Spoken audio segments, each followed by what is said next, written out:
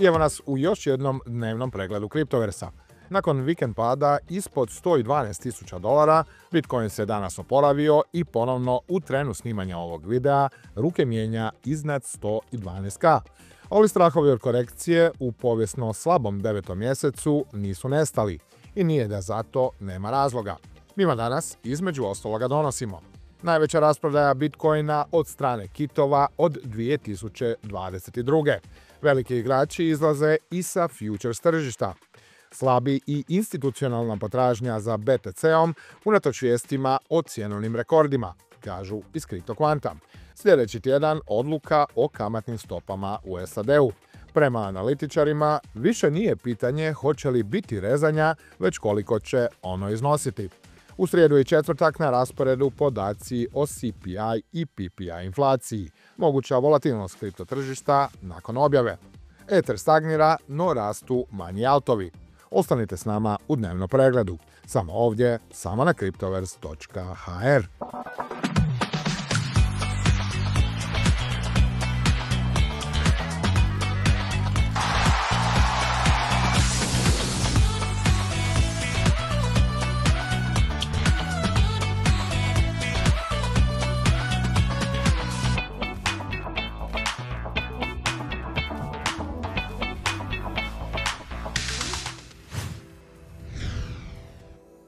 Pa hoće li doista neka opakija korekcija pogoditi tržište digitalne imovine i na kratki rok srušiti Bitcoin primjerice ispod one psihološki važne cjenovne razine od $100.000? Kao i uvijek u kriptu, odgovor je da do tog scenarija može, ali i ne mora doći. A s obzirom da mi nismo tu da dajemo svoje prognoze, već tek vijesti iz kojih svatko može izvlačiti vlastite zaključke, podastrit ćemo argumente za obje mogućnosti, i onu negativnu i onu pozitivnu, uz opasku da mi ipak naginjemo ovoj potonjoj. Naravno, uvijek postoji opcija srednjeg puta, odnosno bočnog kretanja ili ti konsolidacije. Što se argumenata za negativni scenarij tiče, za početak tu je onaj povijesni kontekst. Konkretno, s prosječnim minusom od 3,17%, 9. je mjesec najgori mjesec u godini za BTC. I dok to zaista ne mora značiti ništa, iako postoji ta sezonalnost, odnosno ponavljanje obrazaca s obzirom na period godine, neki drugi podaci imaju puno snažniji medvjeđi prizvuk za BTC. Primjerice, iako su ETF-ovi vodeće kripta tjedan otvorili s priljevima od $364 milijuna, što je najveći iznos u posljednjih nekoliko tjedana, primjetna je ta rotacija kapitala prema drugoj digitalnoj imovini, prije svega Etheru. Doduše, treba reći da je taj trend oslabio, ali ipak i dalje postoji. Potom je tu, što je mnogo ozbiljnije i vrši snažan pritisak na cijenu, aktivnost BTC kitova. Ti su entiteti koji prema nekoj definiciji drže između 1000 i 10.000 BTC-ova u proteklom mjesecu smanjili svoje rezerve za gotovo 115.000 komada, odnosno rasprodali Bitcoin u vrijednosti od oko nevjerojatnih $12,75 milijardi. Riječ je o najvećoj mjesečnoj rasprodaji kitova od 7. mjeseca 2022. godine, što signalizira rastući oprez među tim velikim vlasnicima. Analitičari upozoravaju da bi kontinuirana prodaja u kombinaciji s povijesnim obrascima mogla gurnuti Bitcoin ispod spomenute razine od 100K u narednim tjednima. Naravno, tu likvidaciju posjeda djelomično amortiziraju tvrtke, odnosno korporativni vlasnici, koji sada u svojim trezorima kumulativno drže više od 1.000.000 BTC-ova.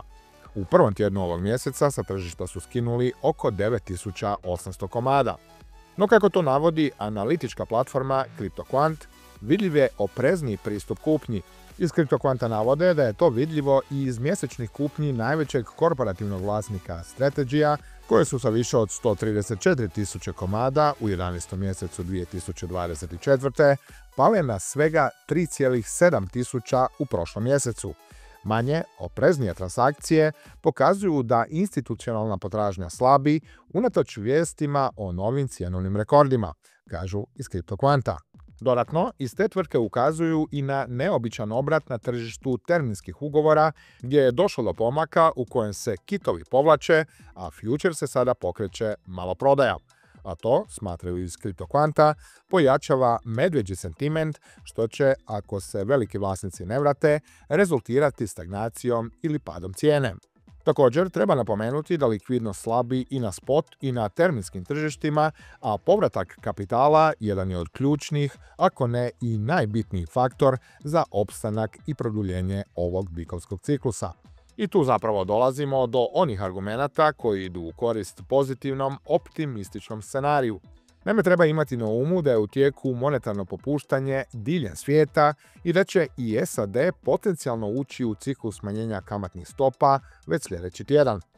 I dok će neki reći da je rezanje kamata od strane Feda već uračunato u cijene, da slijedi klasičan sell the news event, neosporno je da bi, ako se federalne rezerve odluče na taj korak 17. ovog mjeseca, to značilo priljev dodatnog kapitala. Pogotovo ako bi se išlo na sniženje od 0,5%, a ne minimalnih 0,25%. Prema FedWatch alatu CME grupe do rezanja će sigurno doći, pri čemu 90% tržišnih aktera smatra da će ono iznositi 25 baznih bodova, dok njih 10% predviđa ovo znatnije smanjenje od 50 baznih bodova. Ovaj optimistični scenarij najavljuju iz multinacionalne banke sa sjedištem u Ujedinjenom Kraljevstvu, Standard Charterda, a s obzirom na izvješće o zaposlenosti u SAD-u u prošlom mjesecu, koje je otkrilo najslabiji rast radne snage u gotovo 4 godine, s nezaposlenošću koja se popela na 4,3%. U svakom slučaju, predsjednik Feda Jerome Powell i ekipa u teškoj su situaciji s obzirom na dvostruki mandat Američke centralne banke, održavanje stabilnosti cijena i što više zaposlenosti. A u isto vrijeme inflacija raste, a tržište rada slabi. U tom makrokontekstu iz federalnih će rezervi pomno pratiti ovotjedne podatke o inflaciji proizvođačkih cijena i onih potrošačkih, ili ti PPI i CPI indekse, čije će brojke biti poznate u srijedu, odnosno četvrtak. A te bi objave mogle imati utjecaja i na kripto tržište i izazvati određenu volatilnost. Naime, eventualni nagli porast inflacije mogao bi prisiliti trgovce da preispitaju pozicije u rizičnoj imovini, uključujući i kriptovalute. A partner današnje emisije Bitpanda, europska broj 1 kriptoburza. Ovo naravno nije financijski savjet, već jednostavno reklama.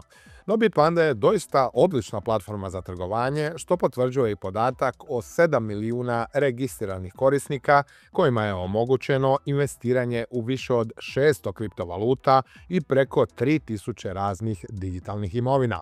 Na Bitpandi također možete ulagati i u dionice, ETF-ove, robu, kriptoindekse i plemenite metale, što ju čini sveobuhvatnom platformom na kojoj s jednim računom investirate u razne proizvode. Za napredne trgovce tu je i Bitpanda Fusion, a od ovog ljeta ta je burza uvela i margin trading s polugom do 10x na sve vodeće kriptovalute. Ono što je svakako bitno napomenuti je da na Bitpandi nema naknada na depozite, baš kao ni na isplate, bilo da koristite Apple Pay, PayPal ili kartice, što je doista rijetkost i omogućuje brzo prenošenje sredstava. Bitpanda je naravno potpuno regulirana u skladu s europskim standardima sigurnosti podataka i pravilima za sprječavanje pranja novca, a sva su sredstva klijenata osigurana u offline novčanicima. Investirati možete početi u svega nekoliko minuta. Sve što trebate napraviti jest registrirati se i kreirati besplatni račun na platformi, potvrditi svoj identitet, položiti sredstva na račun i potom vam je trgovanje dostupno 24 sata dnevno, 7 dana u tjednu. Za registraciju možete koristiti naš referral link koji se nalazi u opisu ovog videa. Sve o svemu radi se o odličnoj, sigurnoj i jednostavnoj platformi dizajniranoj za investitore svih razina znanja i iskustva. Stoga, zašto ne testirati Bitpandu? A Fedov prelazak na kvantitativno popuštanje i rezanje kamata mogao bi postaviti temelje i za sezonu altcoina. Mnogi tvrde da je ona iza ugla, odnosno da su izostanak sudjelovanja maloprodaje, dakle retail kupaca, i makroekonomski nepovoljni vjetrovi tek odgodili, a ne uništili alt sezonu. I dok još uvijek nema tog istovremenog snažnog uspona većine altova, svako malo neki token zabljesne. Hyperliquidov hype danas je tako postigao all-time high od $55 s dnevnim skokom od 10%. Novi cjenovni rekord dolazi nakon što je izvršni direktor Vaneka, Jan Vanek, javno podržao Hyperliquidov ekosustav u kasnim satima ponedeljka. Vanekova izjava učvršćuje legitimnost Hyperliquida i ističe potencijal platforme za šire usvajanje. Vanek je izrazio spremnost za sudjelovanje u nadolazećim inicijativama upravljanja i nagovijestio buduća partnerstva. Rast cijene tokena vjerojatno je potaknut i nadolazećim lansiranjem Hyperliquidovog USDH stablecoina te najavama kompanija poput Lion Group Holdinga, koja je uvršten na Nasdaq burzu, da planiraju akumulirati hype u svoje trezore. No današnji rast hype je zapravo zanemariv u usporedbi s nekim drugim kriptovalutama. NYX Finance tako je naprosto eksplodirao i s tjednim rastom višim od 1000% ušao u top 100. Samo danas je svojim ulagačima donio više od 100% zarade. Snažno su rasli WorldCoin, Story i Meme Core.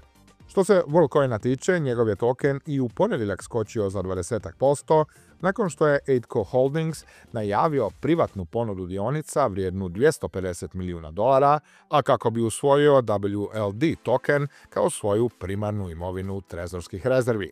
No puno veći dobitnik te vijesti je 8co sam, ali i Bitmain koji je u tu kompaniju kupnjom njezinih dionica uložio $20 milijuna.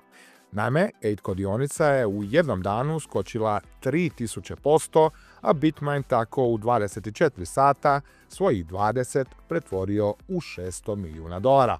A isti taj Bitmain u ponedjeljak je objavio i da je u svoju riznicu dodao novih cirka 202.500 tisuće etera u vrijednosti od preko $873 milijuna, čime je povećao svoje posjede na 2,069 milijuna komada vrijednih oko 8,9 milijardi dolara. Bitmain sada kontrolira preko 9,21 milijardu dolara kripto i likvidnih rezervi i druga je najveća kripto riznica u svijetu iza naravno Strategija. No unatoč konstantnom gomilanju etera u trezore, i to ne samo od strane Bitmaina, najveći alt čini se gubi momentum. U trenu snimanja ovog videa Ether je pao ispod $4300 i konsolidaciju ili čak i dublji pad nikako ne treba isključiti. Široko praćeni kriptoanalitičar Benjamin Cowen upozorio je čak da bi druga najveća digitalna imovina po tržišnoj kapitalizaciji mogla pasti u nadolazećim tjednima, pa čak i ispod razine cijene od $4000. No ako do toga i dođe, radilo bi se, prema Cowenu, tek o korekciji koja bi postavila temelje za snažan oporavak cijene i novi all-time high. Ako pogledamo ostatak najvećih, XRP je s dnevnim padom od 1% na $2,97, a BNB ruke mijenja po $874 s otprilike istim minusom. Sol je na $214, dok Doge bilježi blagi skok i trguje se po 23 centa. Doge je na radaru investitora s obzirom na prognoze poput one sentimenta da će Rex Shares i Osprey Funds vjerojatno dobiti odobrenje za pokretanje svog Rex Osprey Doge ETF-a. I sentimenta daju 93% šanse da će odobrenje doći već ovaj tjedan. Otkuda upravo ovih 93% nije sasvim jasno, ali ovakav će proizvod svakako povećati vidljivost, te što je najbitnije, omogućiti tradicionalnim financijskim investitorima da se izlože vodećem mimu na tržištu. Tu treba reći da su Rex i Osprey Funds pronašli brži put odobravanja za svoje investicijske proizvode temeljene na kriptovalutama. Zove se Zakon 40 i odnosi se na Zakon o investicijskim društvima SAD-a, naravno iz 1940. koji ograničava aktivnosti investicijskih društava zahtijevajući otkrivanje informacija o njihovoj strukturi i poslovanju, prekomjernom zaduživanju i sl. Radi zaštite ulagača. Koristeći isti put, dvije su tvrtke relativno nedavno dobile odobrenje za Solana Staking ETF koji je već donio $195 milijuna neto priljeva. A za posljednje mjesto u top 10 mrtvu trku vode Tronov TRX sa cijenom od 33 centa i Cardanova ADA koja je skočila na 87 centi. I bilo bi to sve za danas. S altovima smo stigli do kraja još jednog dnevnog pregleda. Ako vam se video svidio, stisnite like, ostavite komentar, a neće biti loše ni ako kliknete subscribe. Pratite nas i na našim društvenim mrežama, a prije svega na portalu cryptoverse.hr. Lijep pozdrav!